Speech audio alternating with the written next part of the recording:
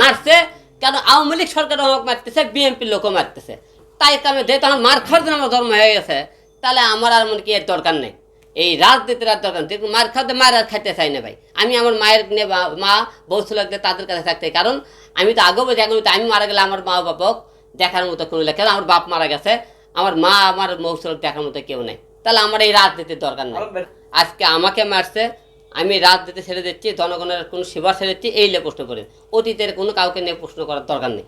আপনি আমাকে নিয়ে কোনো প্রশ্ন রাখলে বলেন, কাউকে নিয়ে কোনো প্রশ্ন করেন। সবাইকে কে কি করলে আজ থেকে আমি তো বলছি আমি বোবা হয়ে গেছি, আমি কিছু জানি না। 70 আসনে তো মারা মারছে তো মিথ্যা কথা না, এই তো সত্যি কথা, দেখছেন আপনারা। তাহলে আমি রাজনীতিতে আসার পরে আমি ঢাকার ছোট আসে মার খাওয়াতে সারা বিশ্ব আমাকে কথা বলতে, এতে কি বাংলাদেশের বিএনপি যদি কোনো উপকারে আসেনি? হিরোলোক মার খেলো, আমি মার খেয়ে জীবন দিবে, তাদেরকে উপকার করেনি, তাদেরকে সারা বিশ্ব কথা বলছে যে এই আওয়ামী লীগ সরকার, আমরা তো মাঠে না থাকতাম। আপনি অনেকে বলছে এই সরকার আমরা নির্বাচন করি, আমরা নির্বাচনে আসলাম বলে সারা বিশ্ব দেখছে এই সরকারের মুখে সুষ্ঠু নির্বাচন করতেছে না। আরও 10 জায়গায় অনেকে জায়গার নির্বাচন চায়, কেউ জানতেই ছিল না 2-4 এলাকার নির্বাচন হচ্ছে। আমরা মাঠে ছিলাম থেকে নির্বাচনের মাঠে দেখা গেছে এই স্বৈরাচার বিরুদ্ধে অন্যায় করতেছে, অত্যাচার করছে, নির্বাচন করতেছে। আমরা আমার আরাফাতের জন্য মিষ্টি খাওয়াইতেছিলাম, তার ধরার জন্য খুঁজতেছিলাম, কেন? আমাকে মারছে বলে। এখন আরাফাতক ধরলে আমি আর মিষ্টিও খাওয়াতে যাবো না, ডিম মারবে তাহলে ডিমও মারবে যাবো না, কিছুই যাবো, কারণ আমার এই শত্রু আমার দরকার নাই। রাজনীতি যেহেতু করবেনই না, যারা আপনাকে মারছে তাদেরকে ক্ষমা করে দিয়েছেন কিনা? না, যারা মারছে তাদের নিয়ে মামলা করছি। আইন মনে করেন, আইনের ধারায় মনে করেন তাদের বিচার হয়, করবি।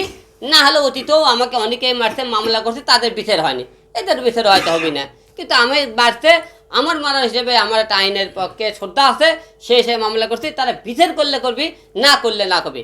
আমি বললাম তো, আমি হিরো আজকে থাকে বন্ধ, রাজনীতি বন্ধ, কেউ মারা গেলে কথা বন্ধ, বন্যে ডুবে গেলে একটা মুড়ি লেদা বন্ধ। আমি সব কিছু থেকে আজকে চুপ, আমি আমার মতো কাজ করবো। কেউ দেখতে মন গেলে হিরো আমাকে দেখবি, নাহলে তোরা আমাকে দেখবি না, কিন্তু কেউ বকা দিবি না। যাই বকা দিবি, তোদেরকে আমি উল্টো পাল্টা বকা দেবো এখন থেকে। তোরা বকা দিলি কেন? তোদের টাকাতে খাই না করি আমরা। আচ্ছা আলম ভাই, এখানে একটি কথা আছে, আপনি নিজেকে একটু আগে নিজেকে আপনি প্রমাণ করেছেন আপনি জোকার, মানে আপনাকে মানুষ বলছে জোকার। তো যাই হোক, আরাফাত অ্যারেস্ট হলে আপনি তার জন্য আপনি ডিম রেখেছেন, ডিম মারবেন, সেই ডিমগুলো এখন কোথায় আছে? ছেলে ডিম এখন নাই, সব আমরা ফেলে দিছি। এখন কোথায় ফেলেছেন? ডাস্টবিনে ফেলে দিছি। আলম ভাই, আরেকটা কথা আপনি জানতে চাচ্ছি, সেটা হলো যারা দর্শক আপনাকে ভালোবাসে বা জনগণের কথা আপনি বলেন বিভিন্ন সময়, তাদের উদ্দেশ্যে আসলে কি বলবেন? তারা তো আপনার দিকে অনেক সময় তাকিয়ে থাকে। জনগণ এতদিন যারা হিরো আলম দেখতেছিলেন অন্যের প্রতিবাদ করে, আপনাকে পাশে বাড়ায়, আজকে থেকে আপনি অন্যের প্রতিবাদ করবি না, তা আপনাকে পাশেও দাঁড়াবে না, কারণ হিরো আলম আপনাকে জীবনে কিছু করে। আর বাংলাদেশে হিরো আলম আপনাকে থাকলেই কি কথাবার্তা বলে কিছু যা আসে না। এক হিরো আলম না থাকলে কি হবে দেশের? কোনো কিছু হবে না, থাকলো না। আপনি হিরো আলম, লাস্ট প্রশ্ন, আপনি হিরো আলম আওয়ামী লীগের রাজনীতি দেখেছেন, বিএনপিটা দেখছেন, এবং বর্তমানে ডক্টর মোহাম্মদ ইউনূসের যে দেশ পরিচালনা করছে, আপনি একজন বাংলাদেশের নাগরিক হিসেবে আপনি বিষয়টা আপনি আসলে কিভাবে দেখছেন? এখন বাংলাদেশের নাগরিক হয়ে দেশ আওয়ামী লীগ চলে দেখ, বিএনপি লে চলে যায়, ডক্টর ইউনূস লে চলে যায়, আমার কোনো যায় আসে না। দেশ লে ভাবার আর সময় নেই আমার। আমি আমার মা কিনলে ভাবতে চাই, আমি আমার বউ ছেলে নিয়ে বাঁচতে চাই, আর কাউকে নিয়ে ভাবার সময় আর আমার নেই। আচ্ছা আলম ভাই, আমরা তো জানি মূলত ডিম থেরাপি দেওয়া হয় যারা মানে মানে যাদেরকে অ্যারেস্ট করা হয় বা তাদেরকে রিমান্ডে নিয়ে ডিম থেরাপি দেওয়া হয়। তো আপনি সেই ডিমগুলো রাখছেন, আপনি থেরাপি দিবেন বা পচা ডিম মারবেন, সেগুলো ডাস্টবিনে কেন যাবে? ভাই, কাকে মারা অন্য কোনো বিষয়ে কোনো কথা বলতে চাইছে না। আপনি যেহেতু রাজনীতি ছেড়ে দিচ্ছেন, আপনার যারা দর্শক, আপনার যারা একান্তই দর্শক, আপনার যারা পছন্দ করে আপনার কন্টেন্ট দেখে, আপনার ভিডিও দেখে, আপনি যে ভিডিওস বানান, সামনে যেহেতু আপনি রাজনীতি থেকে সরে যাচ্ছেন, আপনি সেই আপনার একান্ত সেই দর্শকদের আপনি সামনে কি নিয়ে আসতেছেন? দর্শকদের আমরা অবশ্যই হিরো আলম যে কাজ কাম কর্মে করে, এই কাজ কাম নিয়ে করবি। জীবনে কারো কথা যায়নি কোনো কাজে, হিরো আলম কারো কাজে জন্য যাবি না। আমি আমার মতো যা বানাতে হবে সেটা জনক দেখবো, তাই কেউ দেখলে দেখবি, না দেখলে না দেখবি। আমার কথা আমাকে দেখতে মনে করে তোমরা দেখবি না, কিন্তু কেউ তোরা বকা দিবি না, তোদের টাকা দিয়ে আমি নাটক গান বানাই না। আমরা মানে বেশ কয়েকদিন যাবত একটা জিনিস আমরা বারবার শুনতে পাচ্ছি যে হিরো আলম যে ট্র্যাকের গান গাচ্ছে, হয়তোবা জাতীয় সঙ্গীত নিয়ে হিরো আলমের মুখে আমরা গানটা শুনবো বা সেটার একটা অন্যরকম একটা রূপ ধারণ করবে, এই বিষয়ে আপনি আসলে কিভাবে আপনি আমি 5 বার একই প্রশ্ন দিচ্ছি, আবারও প্রশ্নের উত্তর দিচ্ছি। হিরো আলম আজ থেকে বোবা না, কারো বিরুদ্ধে গান, কারো বিরুদ্ধে কথা, বন্যে ডুবে গেলে মানুষের পাশে থাকা, অন্যায় হলে সে প্রতিবাদ করতেছিল, সব কিছু মিলে আজকে বোবা।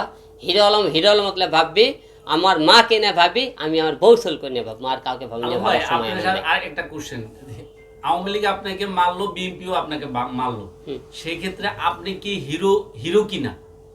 মানে আপনাকে নিয়ে ঈর্ষা করে তারা সবাই আপনাকে মারতেছে, সেই ক্ষেত্রে আপনি সবার থেকে হিরো কিনা, এটা আপনার আমাদেরকে হিরো আলম সবার থেকে হিরো। হিরো আলম অন্যায়ের একদম প্রতিবাদী যুবক, এবং হিরো আলম অন্যায়কে পোষে দেয় না, মানুষকে মাথানত করে না। কেউ অন্যায় মনে করে, সে এমপি হোক, মন্ত্রী হোক, সে যাই হোক, তাকে সাথ দিয়ে কথা কয় না। এটাই হিরো আলম অপরাধ। হিরো আলম আগেই নাম দিয়ে হিরো ছিল, এখনও হিরো। আমার কাছে আমি হিরো। কে আমাকে হিরো ভাবলো, কে ভাবলো না, ভাবার আমার সময় নেই। আরেকটা কোশ্চেন, আপনার মানবিক দৃষ্টিকোণ থেকে আপনি ত্রাণ বিতরণ করেন, কিন্তু সেখানে আপনি জনগণের পাশে দাঁড়ান, সেখানে আপনি অভিমান করে মানুষের থেকে দূরে চলে যাওয়াটা কি ঠিক হবে? কাদের জন্য আপনি করেন পাশে দাঁড়াবেন? কাদের জন্য ত্রাণ বিতরণ করবে? কাদের পাশে? কোন জনগণের কাছে? যে জনগণ আমাকে দালাল বলে, যে জনগণ মনে করেন পরে তুই হলে দে, হ্যাঁ আমাকে জন্য কী করছিস, দুকা তুই কথা বলিস কে, মানুষের পরে তারকে যে দাঁড়াবে, তার কাদের জন্য দেবে? তাদের জন্য দাঁড়ানোর দরকার না তো। যারা যারা হিরো লোক মারে, হাজার হাজারের লোক, যারা চুপচাপ যে জনগণ বসে থেকে দেখে, তাদের মুখে না খেয়ে থাকলে আমি খাবার লে যাইতেছি, তারা আমাকে মারলে তারা বসে থেকে দেখে, তাদেরকে লে আর ভাবার আমার সময় নেই। না, যারা মারে তারা যে কোনো রাজনৈতিক ভাবে পরিচয় হোল্ড করে, কিন্তু যাদের কাছে আপনি ত্রাণ নিয়ে যান তারা কিন্তু কোনো রাজনীতি করে না, তাদের কাছে আপনি যাবেন না কেন? তাদের কাছে যাবো না, তাদের মতো লোকই তারাই এখন যারা মনে করে টান লেগেছে, তারা এখন মনে করেন ধরতে তারা বিএনপি করে। আমি তো বিএনপিকে এখনো সাথ দিতেছি না। তারা এখন করতে হিরো আলম দালাল হয়ে গেছে, তারা আমাকে গালি দেয় এখন বিএনপির মধ্যে, তারা আমি দালাল হয়ে গেছে পয়লা এখন। তো তার এতে ছাত্রের আঘাত লাগছে। এখন বাংলাদেশের লোকের স্বার্থের আঘাত লাগছে। আওয়ামী লীগের কথা বলে স্বার্থের আঘাত লাগে না, বিএনপি কথা বলে হিরো আলম স্বার্থের আঘাত লাগছে। এই জন্য মনে করেন তাদের বিরুদ্ধে কারোর সাথে আর কোনো, বাংলাদেশের মানুষ আমাকে যত গালি দেখ, বকা দেখ, তারপরে করুক, আমি আমার মতো চলতে চাই, আমি কারোর সাথে চলতে চাই না। আচ্ছা, তাহলে আমরা কি সময়ের প্রয়োজনে যদি রাজনীতিতে আসতে চান বা জনগণ আপনাকে চায়, সেক্ষেত্রে আপনি জনগণ আমাকে চাবে না, আমাকে রাজনীতি করার মতো আমার যোগ্যতা নেই। আমার রাজনীতি করার মতো যোগ্যতা, কারণ সবাই বলে হিরো তোর যোগ্যতা, তোর লেখাপড়া নাই, তুই দেখতে ভালো না, কথা বলতে পারে, তোর কিসের যোগ্যতা আছে? আমার যোগ্যতা নেই, তাহলে আমাকে রাজনীতিতে কে আনবি? রাজনীতিতে কেউ আনতো? 4 বার জাতীয় সংসদ নির্বাচন করলাম, কোনো রাজনীতি বড় নেতা কে এমপি মন্ত্রী আমাকে কেউ সাহায্য নিয়েছে? নেয়নি। আমি আমার মতো করে একা রাজনীতি করার চিন্তা করছি, আমি একাই জনগণের প্রতিবাদ করার চেষ্টা করতেছি, আমি একাই মনে করি মানুষের অন্যায়ের পাশে দাঁড়াতে চেষ্টা করেছি, আমি একাই চলছি। আমার কেউ আজ পর্যন্ত তাদের পাশে আশ্রয় দেয়নি। তারা ধিক্কার করে ফেলে দিয়েছে, ধিক্কার করে আমাকে রাস্তায় মনে করেন আমাকে তারা ফিটে ফিটে মারছে, তারা দলেরা আমাকে কেউ ভালোবাসেনি। আচ্ছা, যাই হোক, আমরা এখন আলম ভাই আপনার কাছ থেকে আমি একটু জানবো, হিরো আলম মানে একজন প্রতিবাদী কণ্ঠ, সেই প্রতিবাদী কণ্ঠটা এই যে এইভাবে স্তব্ধ হয়ে যাচ্ছে বা স্তব্ধ হয়ে চলে গেছে অলরেডি, কোনো প্রতিবাদ করবে না, কোনো বোবা হয়ে যাচ্ছে, সেটার মূল কারণ কি একটু যদি ব্যাখ্যা দিতেন সংক্ষিপ্ত আকারে।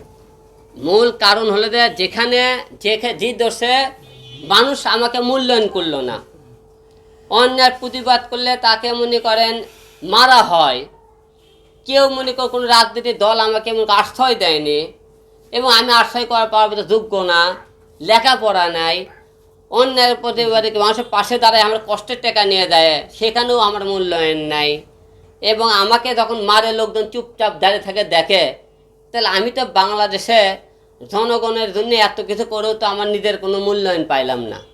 তো যেখানে হিরো আলমে কোনো কেউ মূল্যায়ন করে না, সেখানে তো হিরো আলমের আর থাকার দরকার পড়ে না মনে হয়। এটা কি আপনার অভিমানের জায়গা থেকে কি আপনি এই কথাটা বলতেছেন বারবার?